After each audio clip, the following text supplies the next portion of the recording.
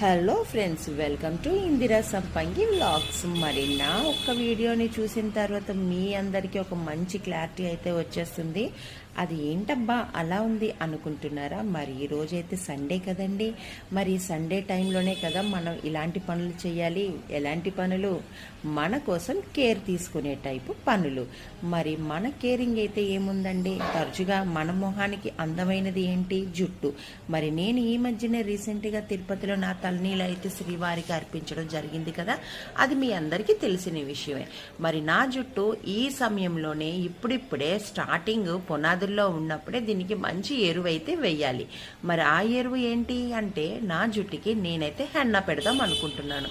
మరి ఇది కంప్లీట్గా హెర్బల్ హెన్నా అండి. ఈ హెర్బల్ హెన్నా మనకి తలకి పెట్టుకోవడం వల్ల వచ్చేటువంటి లాభాలేంటో తెలుసుకుందాం. మరి ఈ హెర్బల్ హెన్నా నేను మార్కెట్లో నుంచి తెచ్చుకున్నా. ఇది చాలా అంటే చాలా బాగుంది. కలిపేటప్పుడే నా చేతికి ఎంతో ఎరుపుదనాన్ని ఇచ్చింది. అంతేకాకుండా నా జుట్టులో ఉండేటువంటి గ్రే హెయిర్ ఏదైనా ఉన్నా కూడా కలర్ని మార్చే గుణం అయితే దీనిలో ఉంది.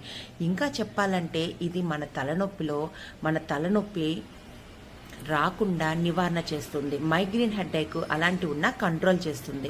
మన జుట్టులో మనకి తెలియకుండానే ఉండేటువంటి ఏవైనా సరే ఇన్ఫెక్షన్ని క్లియర్ చేస్తుంది. అంతేకాకుండా ఎదుగుదలకి ఎటువంటి ఆటంకం లేకుండా ఒత్తైన పొడవాటైన జుట్టునైతే ఇస్తుంది. మరొక విషయం, జుట్టులో సంబంధించినటువంటి స్ప్లిటెడ్స్ ఏవైనా కూడా ముందు రాకుండా కూడా అరికట్టే గుణం కూడా దీనిలో ఉంది. మరొకటి డాండ్రఫ్ క్లియర్ చేస్తుంది. అలాగే జుట్టు ఒత్తిగా రావడం కోసం మనకి ఎంతో తోడ్పడుతుంది.